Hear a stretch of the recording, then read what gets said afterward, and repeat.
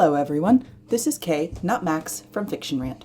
He's a bit under the weather, but don't worry, he'll be back next week. If you'd like to support this channel, quick reminder, there's a Ko-fi link in the description. Today, I wanted to talk with you about why I hated Halo, and the importance of community and learning to hate or love games in general. I want to preface this with a big used to hate, as I know there's a lot of Halo fans that watch and interact with this channel. Growing up, money for us was always tight, and we could only afford consoles secondhand, and usually those were always from garage sales bundled with whatever games the people were getting rid of. An old PlayStation and Nintendo 64 were my consoles of choice for many years, and it shaped a lot of my gaming preferences. I spent hours and hours of Zelda, Pokemon Stadium, Smash Brothers, Legend of Dragoon, Final Fantasy, etc. Oddly enough though, Xboxes just weren't generally sold affordably secondhand, so I never had the opportunity to even play Halo. Well, that's unfair, I hear you say. You didn't give it a chance. Why did you hate it? Well, dear viewer, my hatred came from none other than my peers. See, I don't really believe that girl gamers are discriminated against on a large scale, but one set of jerks really turned me off from ever telling anyone I liked video games for many years. See, we were all conversing, and they mentioned how much they liked gaming, and I, at the time, was super excited I could finally gush about some of the games I was playing. As my other family members were pretty bored of my rants, I was immediately met with an, "Oh, what games do you play?" So I shared that I was a big fan of Ocarina of Time and Pokemon, and before I could say any more, I was told, "Those aren't real games, you don't play Halo?" And so my hatred of Halo began. But it would be unfair of me to judge a game based on just one set of stupid teens, right? Without fail, as I grew older, anytime anyone ever talked about Halo, they didn't want to talk about any other games. And I felt like I was looked down upon because I didn't play shooters. I finally found my people in high school, though, who had similar passions as mine, and I played a lot of RPGs and just non-shooters in general. So my dislike of Halo was an argument early in Max and Mai's relationship.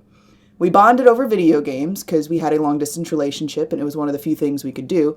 And of course, when Halo came up, he wasn't calling me lesser or anything for not playing because he knew I did play games and we liked playing them together. But he had to very slowly wean me from my hatred of this game franchise. And he started by just telling me the story of Halo, not showing me any gameplay, just telling me about the world. He showed me some of the animated shorts and played into my love of interesting cinematography. He even got me to play some of the first Halo. I do have to confess that we did not finish, but not because I didn't like it, but because I don't de-stress from shooters. And I'm an old lady with a kid now, and it's hard to change my ways. But I know the story enough that I was just as pissed off about hearing that Master Chief removed his helmet in the TV show as Max was. When we heard about the Cortana takeover at the end of that season as well, we both vowed we wouldn't even bother with the show. I have a similar story to tell about my experience with League of Legends. Keep in mind, I couldn't afford a gaming PC until college, so I didn't grow up with MOBAs. Max introduced me to League of Legends after we were married, and I somehow didn't know anything about the game itself or its infamous reputation of its toxic community. So how do we avoid it? I never played unless we had a full group of friends to team with. They even had me disable global chat for a few months until I got comfortable enough with the game to grow curious enough to turn it back on. Was I babied a bit? Sure. But it was a game Max and our friend group really enjoyed, and he didn't want me turned off because of a few jerks online. I remember one negative experience as I was learning. I was playing a champ I'd never played before, so I didn't know the mechanics very well. I was also still learning builds and items before the recommendations were added, built into the client, and they recommended me to do a semi-unusual build. The opposing team started to talk smack, found out I was a girl, and then started talking more smack by calling me an idiot for my unusual build. Then, our team proceeded to smash them utterly. I got a large number of kills on the trash talker and the other team members, and we ended up winning that game. I will admit I'm still not the best player, but I do love the game, and I love the lore, and it's been a lot of fun. So why was my experience in a game known for being toxic better than that of Halo? Well, I think it has to do with the people around me talking about the game and teaching about it rather than berating. There's something to be said that playful ribbing and trash talking makes games more fun, and I'm definitely not advocating for safe spaces, get good noobs. But whenever someone has never played before, be mindful that you're not belittling them for liking different things.